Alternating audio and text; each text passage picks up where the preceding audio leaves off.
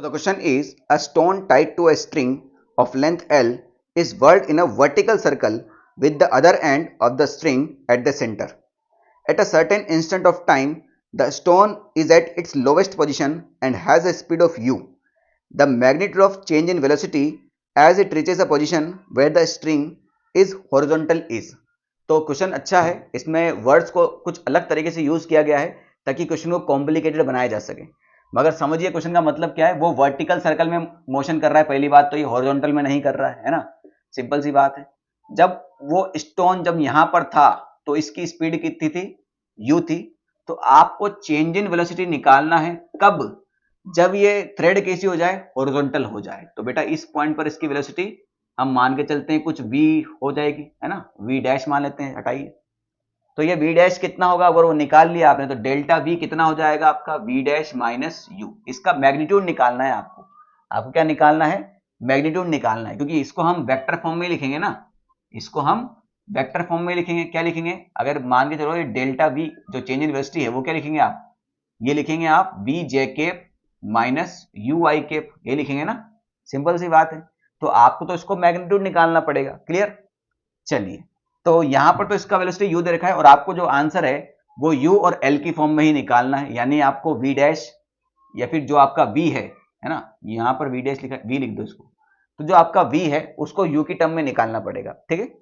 और सिंपल सी बात यह है कि जब ये ऑब्जेक्ट यहां आएगा, है ना, मान के चलते हैं ये इसका वो पॉइंट है, लोवेस्ट पॉइंट है ना, ये ग्राउंड पर है।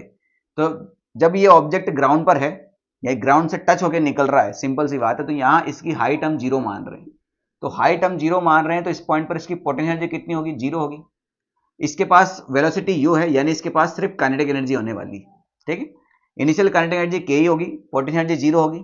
जब ये यहां पहुंच जाएगा तो इसकी वेलोसिटी में चेंज आया, यानी इसकी काइनेटिक एनर्जी के ई डैश कुछ कम होगी। क्यों कम होगी, क्योंकि पोटेंशियल एनर्जी में इंक्रीमेंट होगा। पोटेंशियल एनर्जी बढ़ेगी तो काइनेटिक एनर्जी घटेगी, यही आपका कंजर्वेशन ऑफ एनर्जी है। एक एनर्जी घटती है तो इक्वल अमाउंट में दूसरी एनर्जी बढ़ती है, ठीक है। तो ये कितना हाइट ऊपर चला जाएगा बेटा आपका ऑब्जेक्ट, एल हाइट। तो इस पॉइंट पर काइनेटिक एनर्जी कुछ होगी और पोटेंशियल एनर्जी कितनी हो जाएगी आपकी, एम जी एल, है ना, हाफ एम वी स्क्वायर होगी, सिंपल सी बात है। तो कंजर्वेशन ऑफ एनर्जी लगा देते हैं। कंजर्वेशन ऑफ एनर्जी आप के आई यू आई प्लस के एफ यू एफ ऐसे याद ना रखें, ज्यादा अच्छा है। आप याद रख लीजिए लॉस इन एक एनर्जी, कोई फर्स्ट एनर्जी, तो यहां पर लॉस किसका हो रहा है, काइनेटिक एनर्जी का। तो loss in kinetic energy is equal to gain in potential energy, ये याद रख लो आप, ठीक है। या फिर एक एनर्जी में डिक्रीमेंट इज इक्वल टू दूसरी एनर्जी में इंक्रीमेंट।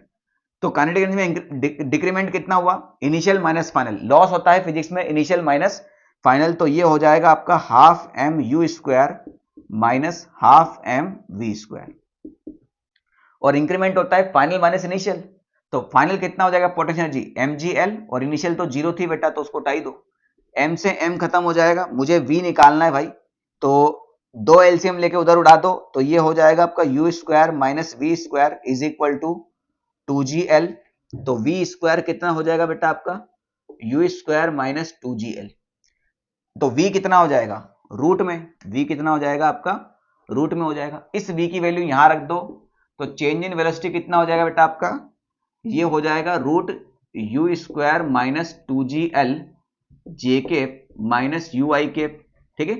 मुझे इसका मैग्नीट्यूड चाहिए, तो बेटा मैग्नीट्यूड भी निकाल सकते हैं, कोई बड़ी बात है ही नहीं। मैग्नीट्यूड निकालने में क्या करना पड़ता है, जो आई केप के आगे है उसका स्क्वायर प्लस जे केप के जो आगे है उसका स्क्वायर।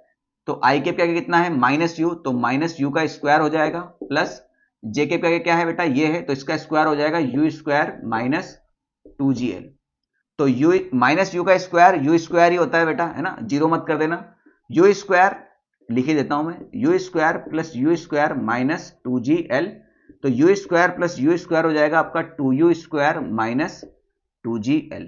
तो यहां से 2 कॉमन ले लें बेटा अपन, तो ये हो जाएगा you square minus gl bracket में 2। तो 2u स्क्वायर माइनस gl आपका ऑप्शन नंबर डी में है। इसमें कोई बड़ी बात थी नहीं, आपको बस ये समझना चाहिए कि कंजर्वेशन ऑफ एनर्जी हम कब लगा सकते हैं, है ना। तो ये लाइन को हम h इज इक्वल टू 0 मानेंगे, ये भी आपको पता होना चाहिए, ठीक है। यहां पर वेलोसिटी में चेंज आ रहा है, यानी काइनेटिक एनर्जी में चेंज आएगा। अब वो इंक्रीमेंट भी हो सकता है, डिक्रीमेंट भी हो सकता है, वो कंडीशन देख के आप पता लगाएंगे। तो आपने देखा कि भैया h इज इक्वल टू 0 पर पोटेंशियल 0 है, तो H is equal to L पर पोटेंशियल एनर्जी बढ़ेगी, और according to conservation of energy अगर एक एनर्जी बढ़ रही है तो दूसरी एनर्जी उतने ही अमाउंट में घटेगी, तो यहां पर काइनेटिक एनर्जी का डिक्रीमेंट होगा और पोटेंशियल एनर्जी का इंक्रीमेंट होगा। ठीक है,